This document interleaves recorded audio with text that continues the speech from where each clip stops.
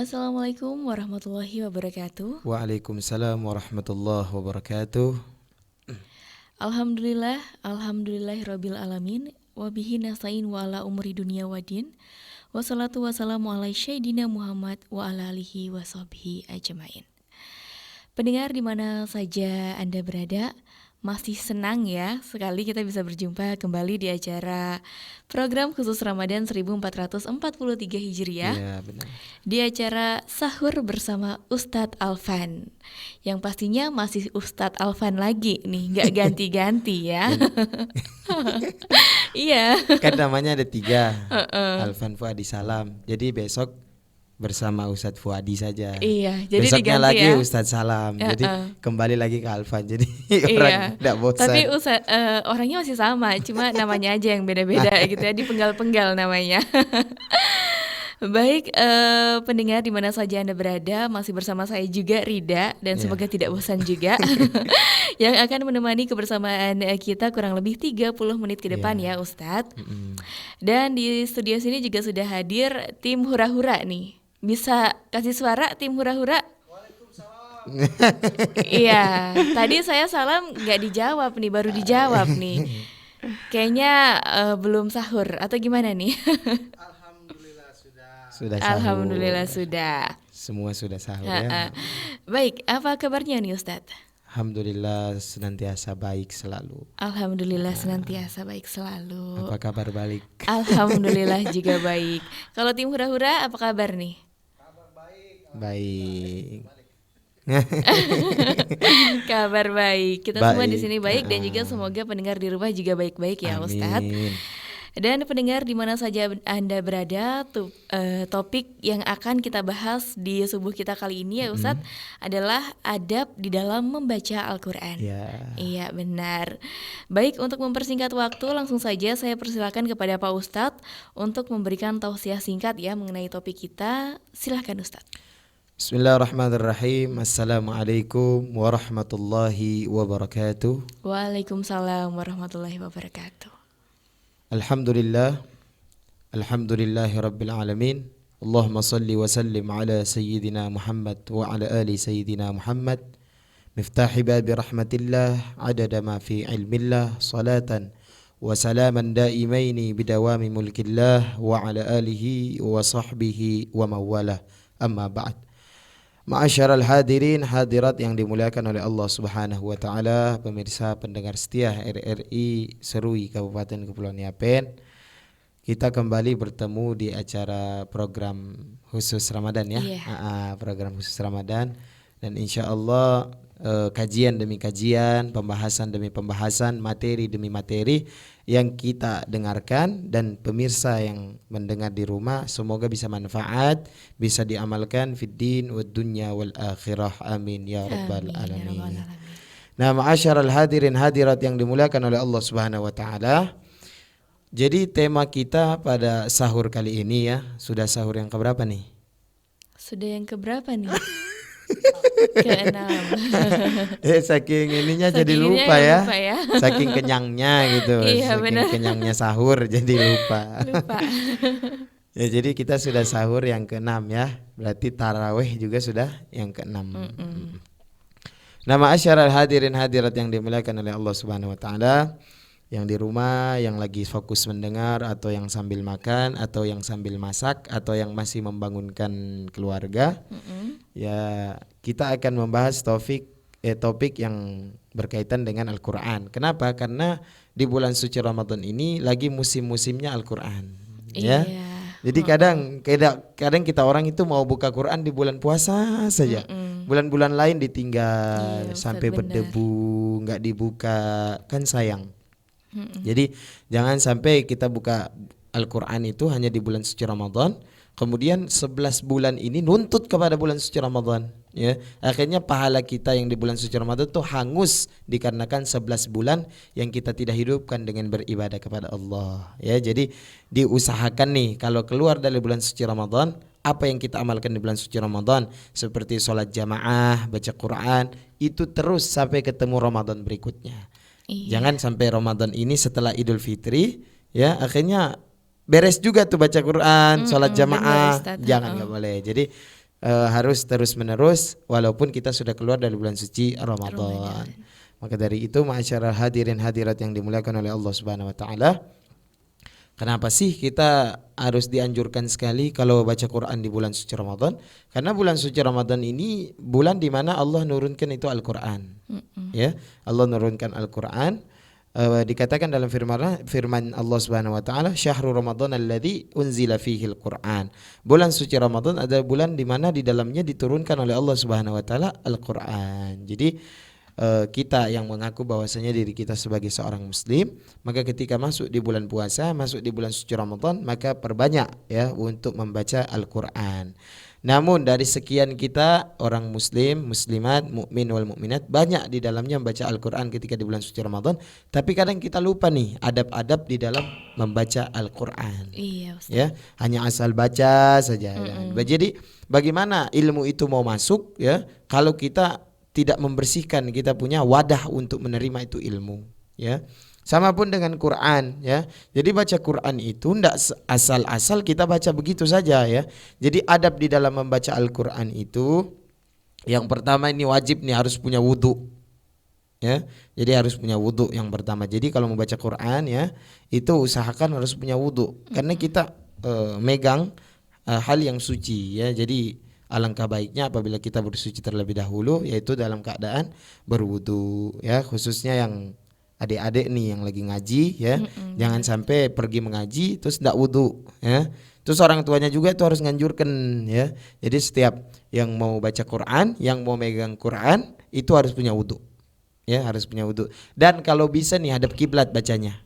Ya, jadi baca Quran itu punya wudhu, terus hadap kiblat, dan kalau bisa juga pakai baju rapi, ya, baju koko, baju muslim, ya, pakai baju muslim. Jangan sampai kita baca Quran itu kaki di atas, pakai baju lekmong, enggak ada wudhu, enggak adab kiblat lagi. Nah, ya.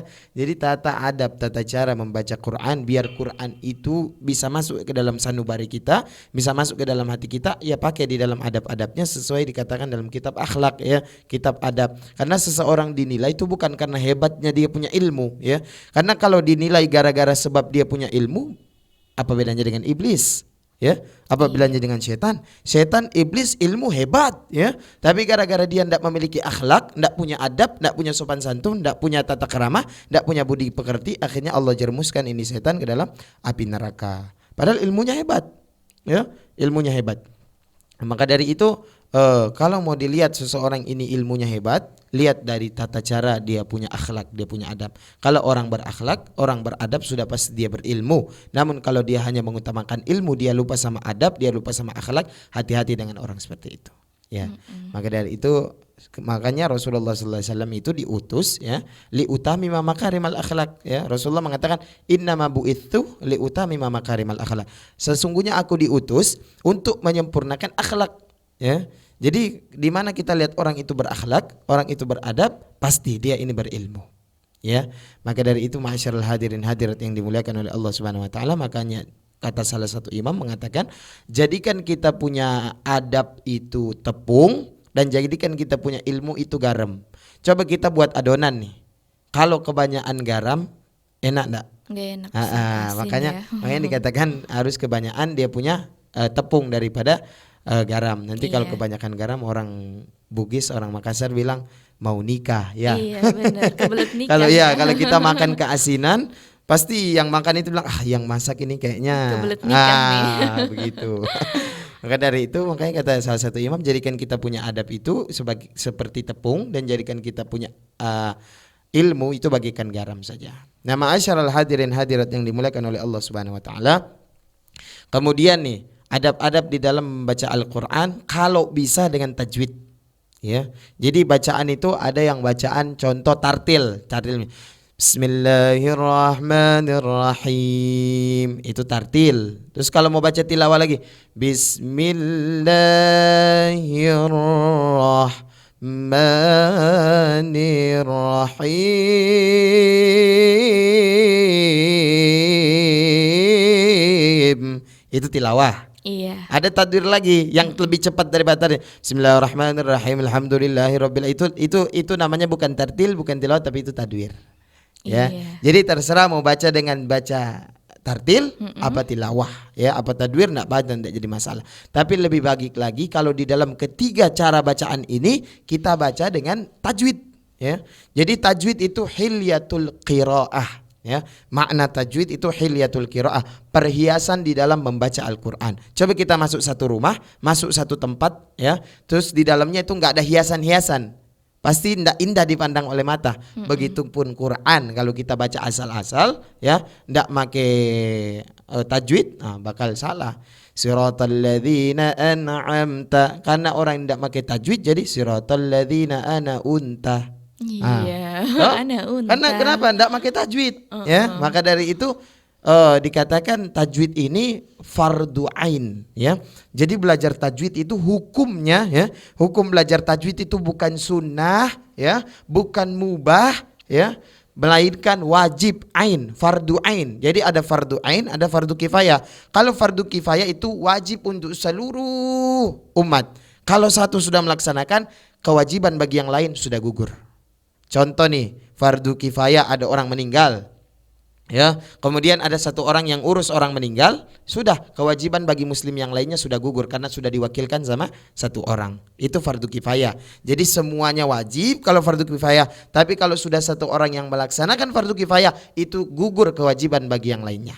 Beda dengan fardu ain. Kalau fardu ain fardu secara sendiri-sendiri. Saya wajib, nih. Rida juga wajib, tim hura-hura juga wajib per orang sendiri. Itu namanya fardu ain, ya. Kalau kita tidak laksanakan, ya sudah tanggung sendiri, ya. Tapi kalau fardu kifayah orang sudah laksanakan, satu orang perwakilan, berarti untuk kita sudah gugur kewajiban.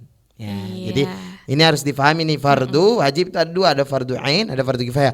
Sedangkan di dalam membaca Quran secara tajwid itu hukumnya fardu ain, ya, fardu masing-masing untuk diri kita sendiri.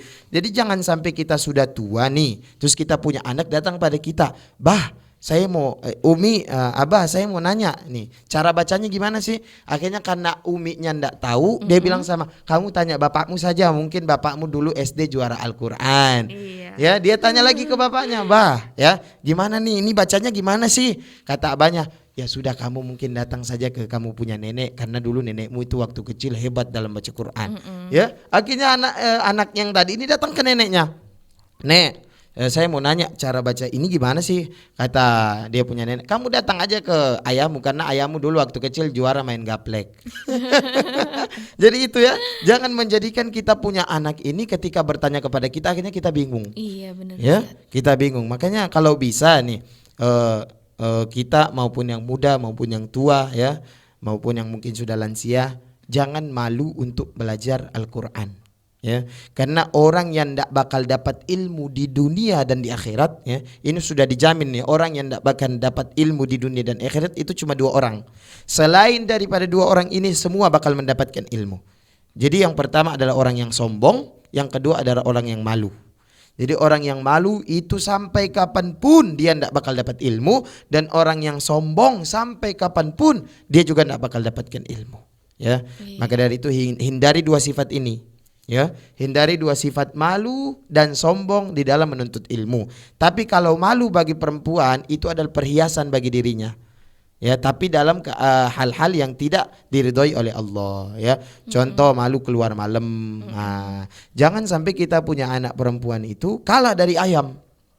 Coba lihat ayam. Ayam itu maghrib sudah dipanggil, sudah disuruh masuk ke kandang. Ya.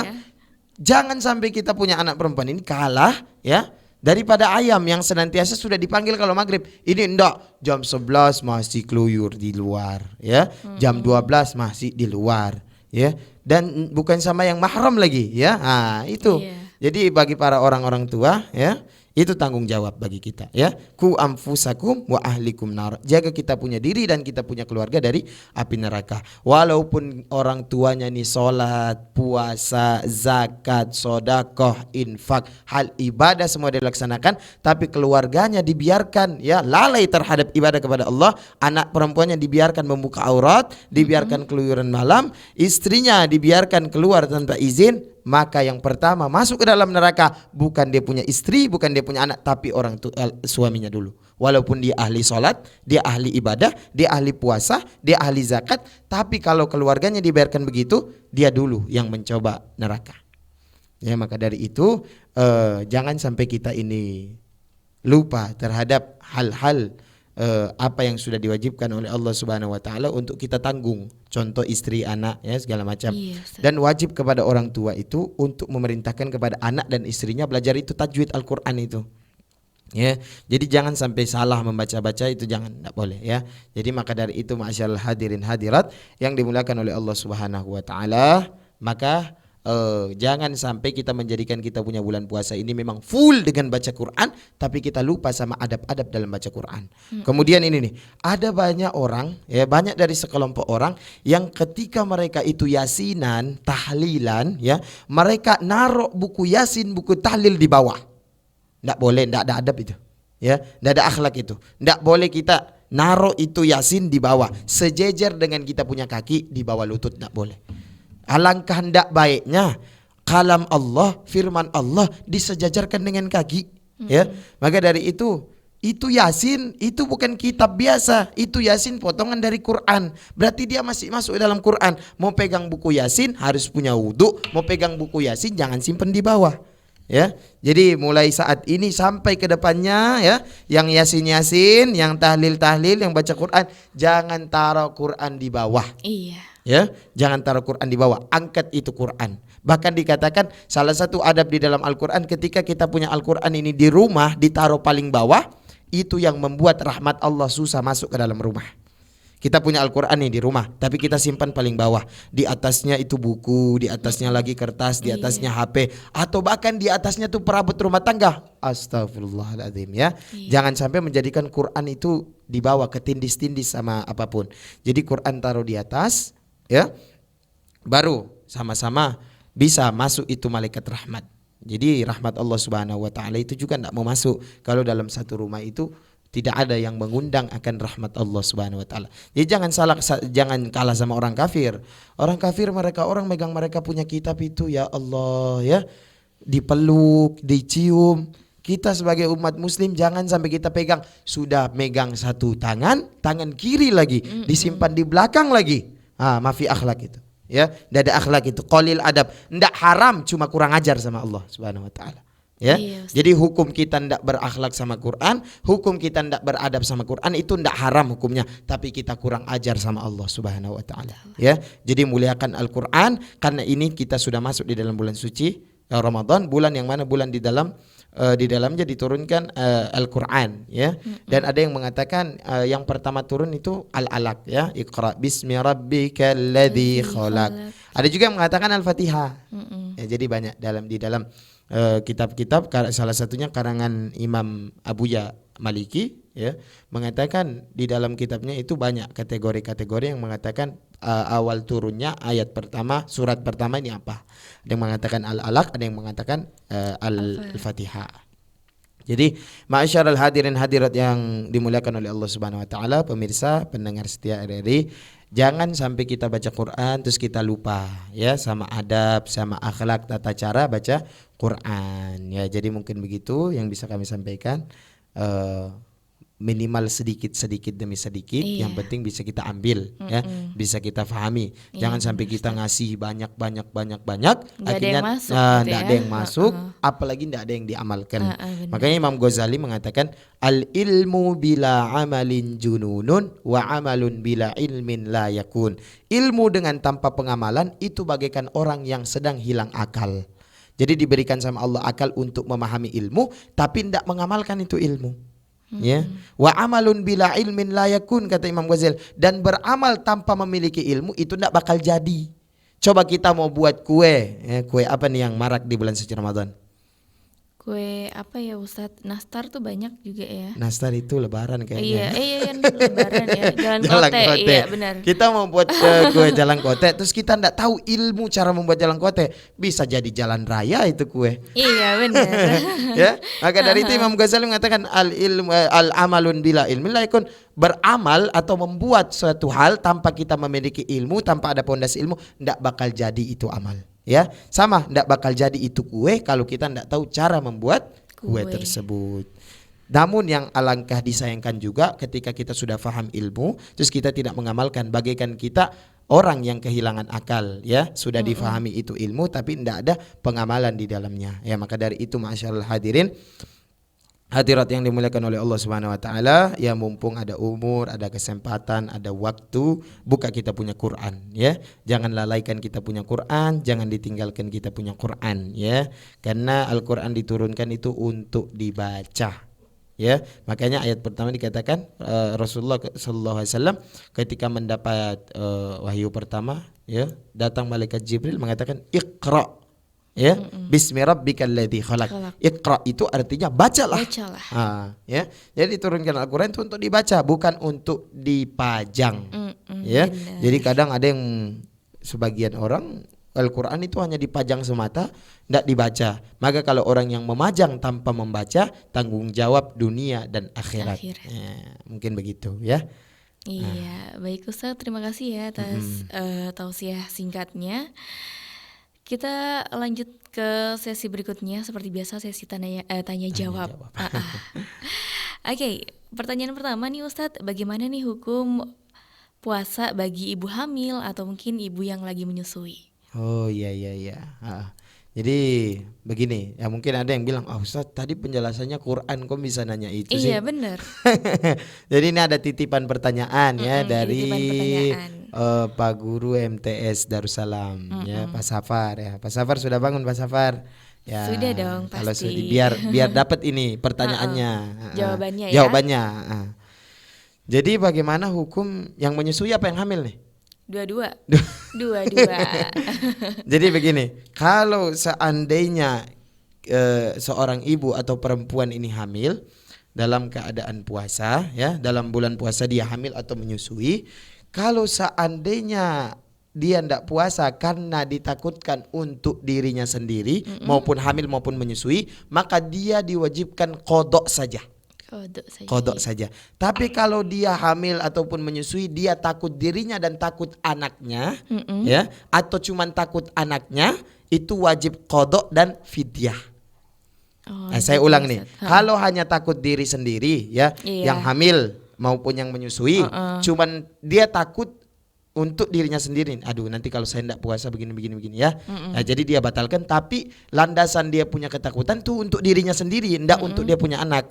Jadi kalau untuk dirinya sendiri itu wajib qadha saja, ya. Wajib qadha saja. Ini Imam Syafi'i nih, madhab kita. Tapi kalau dia takut dirinya dan anaknya, dia lagi hamil nih. Ya, Anda usah puasa, saya takutkan diri saya dan juga anak saya yang berada di kandungan. Berarti itu wajib qadha dan fidyah.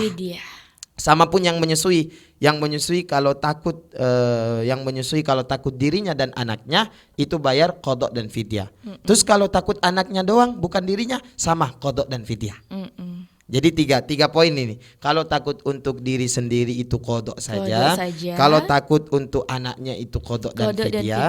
Kalau takut untuk diri dan anaknya itu qadha dan fidyah juga. Jadi yang qadha cuma satu, ya, untuk diri sendiri. Kalau untuk anak atau untuk diri dan anak itu tetap qadha dan fidyah.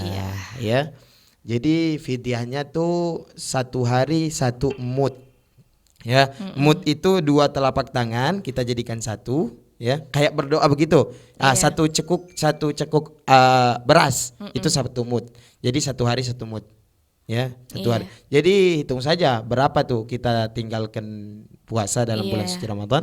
Tinggal dihitung berapa yang harus kita berapa yang harus kita keluarkan. Kalau enggak salah 675 gram 1 mud itu. Jadi nanti tinggal dikali 30, itu yang kita keluarkan. Sebagai fidyahnya. Tapi harus qadha juga, ya. Iya, benar. Jadi banyak orang yang mengatakan ini di luar ini, ya. Tadi saya baru dapat pernyataan bilang ini, Ustaz, ternyata banyak orang yang nyangka kalau dia itu menyusui dan dia itu hamil, dia bayar fidyah, dia enggak qadha lagi. Itu salah, ya. Itu salah. Jadi ini yang tadi kita bahas. Jadi qadha dan fidyah, ya, bagi yang takut anaknya dan takut dirinya dan anaknya, dan qadha saja bagi yang takut hanya untuk dirinya. Ya. Jadi tidak ada mengatakan bahwasanya fidyah, habis fidyah tidak ada qadha, tidak boleh, tidak bisa. Terus kapan sih waktu fidyah ini? Ya, waktu fidyah ini kapan? Fidyah itu boleh ketika kita hari itu langsung, ya, hari ini kita tinggalkan nih, hendak puasa. nanti malamnya langsung kita keluarkan dia punya fidyah, enggak apa-apa. Boleh juga setelah bulan puasa. Boleh juga di bulan-bulan berikutnya, tapi jangan sampai ketemu Ramadan yang berikutnya ya, lagi. Ya, jangan sampai ditumpuk-tumpuk itu. Jadi kalau bisa habis Ramadan itu sudah dibayar fidyahnya, atau tidak mau langsung ketika malam takbiran itu boleh. Boleh. Ya, keluarkan dia punya fidyah. Jadi fidyah itu 1 mud, kalau enggak salah nih 675 gram. Nanti kalau salah kita kasih tahu lagi. Nanti tinggal dikali 30 dan hasilnya itulah, tinggal dihitung berapa hari kita punya batal puasa. Jadi enggak ada lagi nih ibu-ibu ya yang menyusui maupun yang hamil yang mengatakan ketika sudah keluar fidyah enggak qada, enggak bisa. Enggak bisa. Ya, sekarang sudah difahami ya, sudah kita kasih pemahaman, tinggal kita amalkan. Ya. Jadi ada yang qada saja, ada yang qada plus fidyah. Ya, ini juga pertanyaan yang waktu itu ditanyakan sama keluarga dari TVRI. Ya, keluarga dari TVRI juga pernah menanyakan ini, bahwasanya gimana kalau lagi sedang menyusui dalam keadaan berpuasa terus dia enggak puasa, gimana tuh? Jadi qada dan fidyah. Kalau dia takut dirinya sendiri cuman qada saja. Jadi begitu. Jadi begitu ya, pendengar di rumah yang bertanya-tanya nih, terkhususnya buat ibu-ibu yang lagi hamil dan juga menyusui. Iya. Baik Ustadz, kita ke pertanyaan berikutnya nih. Bagaimana Ustadz hukum membaca Al-Quran bagi perempuan yang sedang haid? Oh iya, gimana Kali nih? ini bersangkutan ya sama topik kita nih, Ustaz. Betul. Karena begini, kadang mereka tidak puasa juga, tapi ada dalam hati mereka mau baca Quran, kan? Apalagi di bulan suci Ramadan. Iya. Jadi Quran itu, untuk Al-Quran itu untuk yang halangan, terkhusus yang haid dan nifas, tidak boleh nyentuh. Nggak boleh nyentuh. Ya, ndak boleh nyentuh Quran, ndak boleh ndak boleh duduk di masjid, ya, ndak boleh sholat, ndak boleh puasa, ndak boleh tawaf, ya. Jadi untuk yang halangan itu. Kemudian kalau untuk Quran sendiri itu ndak boleh dipegang. Tapi kalau hanya dibaca tanpa dipegang nih, kita cuman hafal nih. Seperti contoh kita hafal Al-Fatihah, terus dia halangan tapi dia hafal Fatihah. Ndak usah megang Quran, terus dia baca juga dalam hati, ya, mulutnya juga berbicara, ndak masalah. Yang penting ndak dipegang. Iya. Ya. Dan kalau kita megang Quran, ya, yang lagi halangan nih, megang Quran, walaupun kita pegang talinya saja itu ndak boleh. Nggak boleh. Ya. Karena dia sudah berkaitan dengan Al-Quran. Ini Quran ditaruh di rak, kan biasa kalau di masjid itu Quran ditaruh di rak. Raknya itu juga ndak boleh dipegang kalau kita ndak suci. Oh gitu ya Ustaz. Jadi semua yang berkaitan dengan Al-Quran itu ikut suci. Begitupun kita yang tidak tahu apa-apa, karena kita berkaitan dengan baginda Nabi besar Muhammad, kita punya hubungan sama baginda Nabi besar Muhammad, akhirnya kita diangkat derajatnya, kita dimuliakan, dan kita menjadi umat yang paling dibangga-banggakan, dan umat yang sangat dicemburui oleh para nabi dan rasul, dan umat yang bakal masuk surga paling pertama, walaupun kita sebagai umat paling terakhir. Iya. Ya. Jadi Ustadz, kalau Al-Qurannya yang ada di HP gitu gimana nih Oh Ustadz? iya, benar. Jadi Al-Quran yang ada di HP itu gimana nih? Kan lagi halangan, terus HP itu pasti dipegang terus kan? Iya benar. Ya, lagi nifas atau mungkin lagi haid, itu enggak jadi masalah. Tapi kalau kita sudah masuk dalam aplikasi Quran, harus suci. Oh gitu, jadi tetap nggak boleh ya Ustadz? Selama kita ndak masuk di dalam aplikasi Al-Qurannya, itu ndak jadi masalah. Kita masuk WA atau masuk Instagram atau masuk Facebook ndak jadi masalah, lagi halangan juga. Tapi kalau sudah masuk ke dalam aplikasi Quran yang ada dalam HP, tetap harus suci. Tetap harus suci. Ya, baik. gitu. Bisa dimengerti Ustadz. Gampang ya insyaallah. Iya. Nah Ustadz, untuk pertanyaan selanjutnya nih, apa nih Ustadz amalan terbaik saat bulan puasa? Apakah membaca Al-Quran ini juga termasuk? Ya, betul. Jadi salah satu amalan terbaik juga di dalam Al-Quran itu salah satunya yang tadi kita bahas, Al-Quran. Iya. Ya, baca itu Al-Quran, karena di bulan suci Ramadan itu, jadi kalau kita baca Quran ini satu hurufnya itu 10 pahala. Iya. Ya, kalau di bulan suci Ramadan itu dilipat gandakan. Ya, coba kita cuma baca Bismillahirrahmanirrahim, berapa huruf itu? Ya, ba, sin, ya, mim, banyak ya. Itu cuman bismillah doang, ya. Jadi tidak ada amalan yang paling afdol ketika di bulan suci Ramadan kecuali membaca Al-Quran. Makanya dikatakan dalam hadis itu, zayyinul Quran bi aswatakum, ya. Baca Al-Quran, perindah Al-Quran dengan kita punya suara. Maksudnya di situ jangan tinggalkan Quran, jangan hanya dijadikan pajangan tapi dibaca, apalagi dibaca dengan tajwid, itu lebih bagus. Tadi kami sudah praktek bacanya yang mau baca secara tartil bagaimana, yang mau baca secara tilawah bagaimana, yang mau baca tajwid bagaimana. Iya. Jadi amalan yang terbaik di bulan suci Ramadan tuh baca Quran. Baca Al-Quran. Dan bagaimana? Kalau mendengarkan Al-Quran, orang baca Al-Quran gimana di bulan Ramadan? Iya, yang mendengarkan. Iya. Jadi begini, orang yang mendengarkan Al-Quran itu mendapatkan pahala baca Quran tanpa mengurangi sedikit orang yang membaca Al-Quran pahalanya. Masya Allah. Saking hebatnya baca Quran di bulan suci Ramadan. Orang hanya baca, kita dengan Bismillahirrahmanirrahim, Alhamdulillahi Rabbil Alamin. Kita cuma dengan ya Allah enaknya bacanya Al-Quran. Ya, itu kita sudah mendapatkan pahala sama seperti yang baca dapat pahala tanpa mengurangi pahala orang yang membaca. Iya. Ya, hebatnya itu Al-Quran walaupun kita hanya mendengar, ya.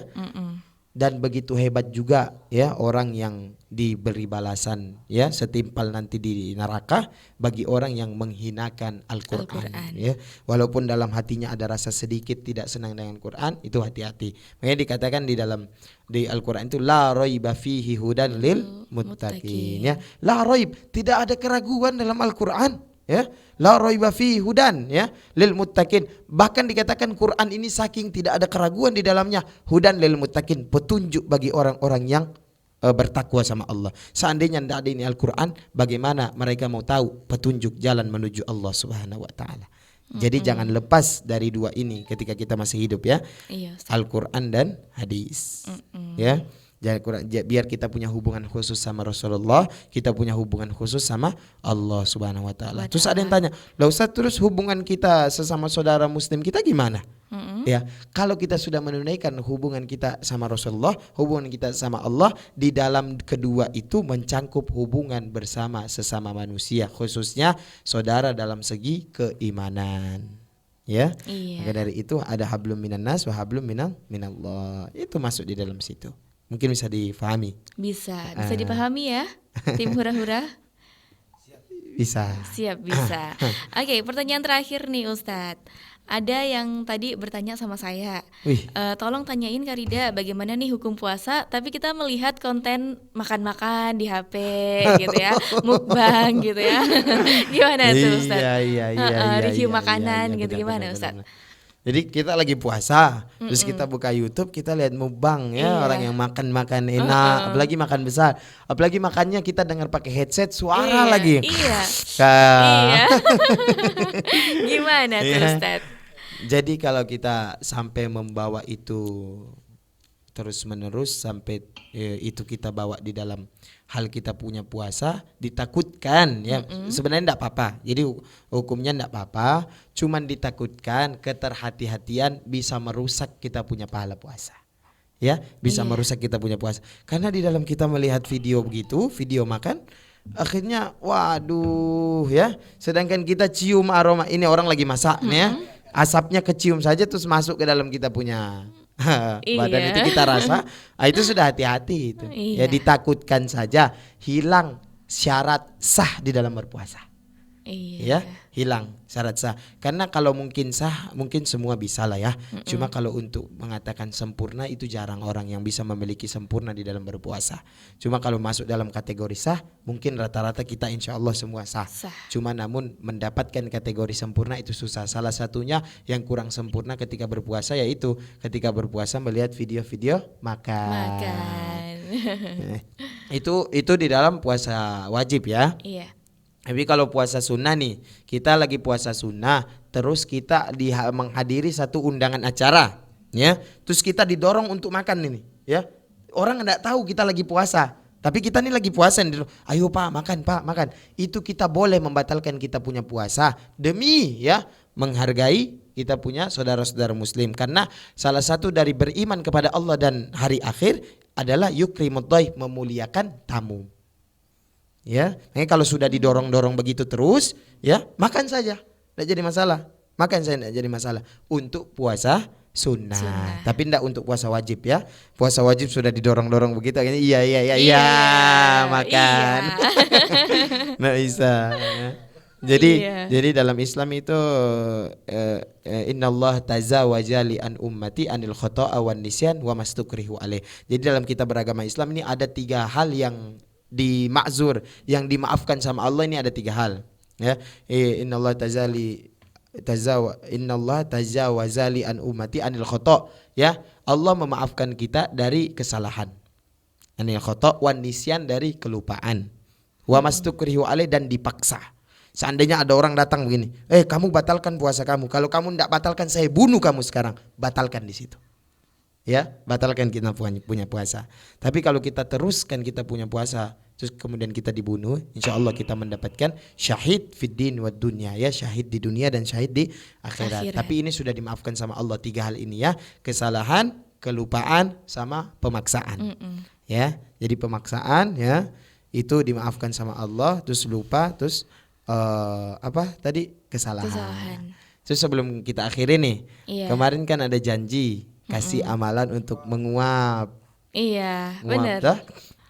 Jadi kalau kita nguap nih, begitu. Nah, jadi kalau sudah lagi-lagi maunya nih, sudah mau sekali, ya, langsung dalam hati ucap begini, ya, Rasulullah saja ndak ngantuk. Itu benar, ndak bakal jadi itu ngantuk.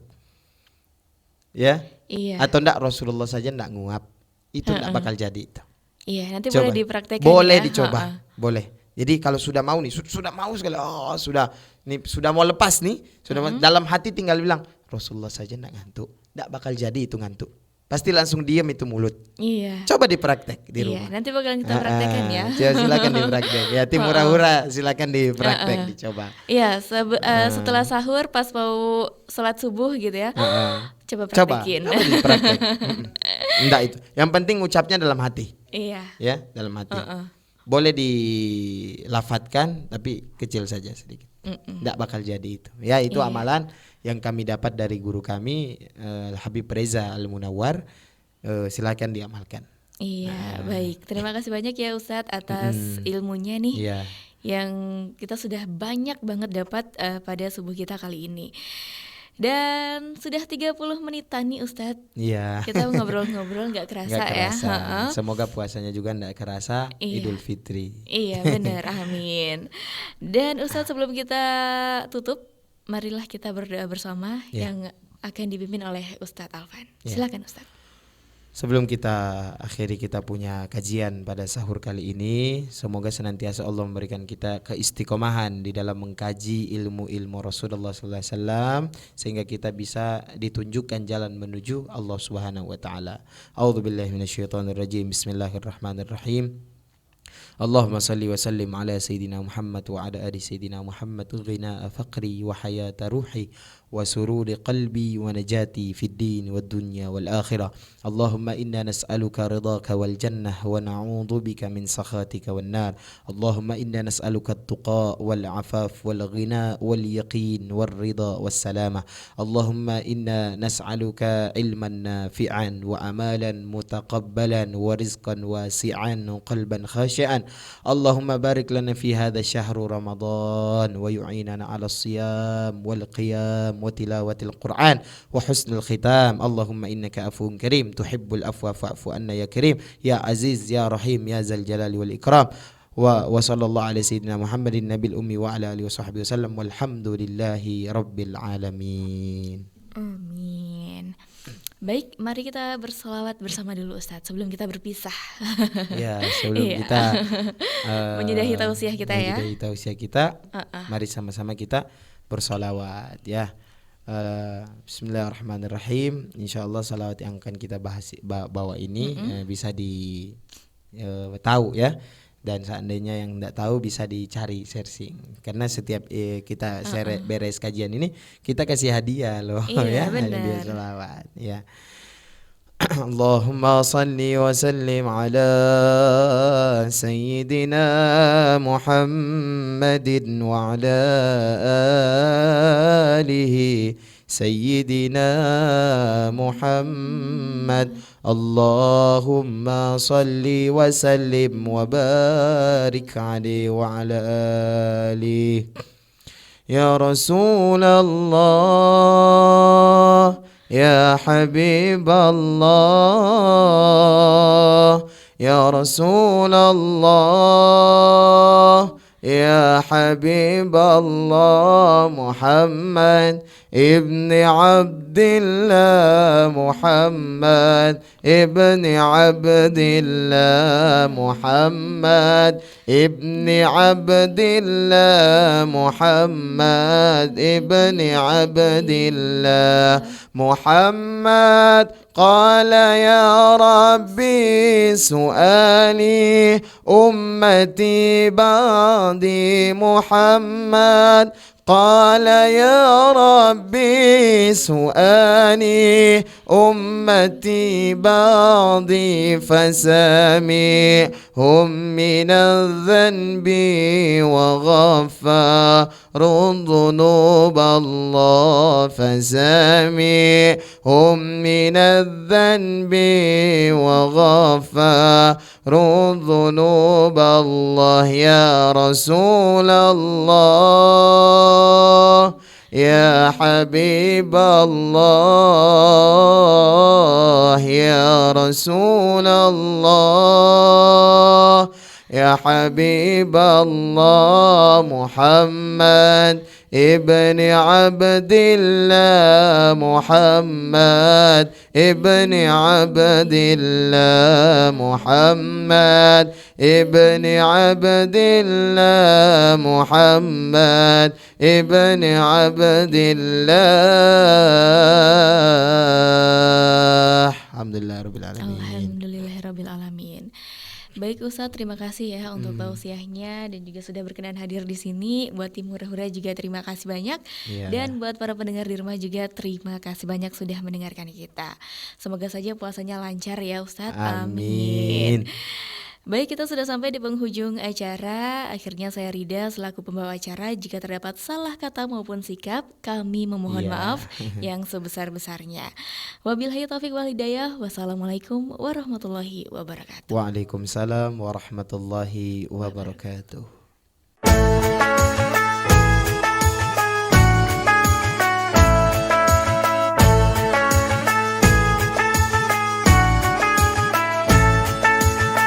رمضان تيبا رمضان تيبا رمضان تيبا مرحبا يا رمضان مرحبا يا رمضان مرحبا يا رمضان مرحبا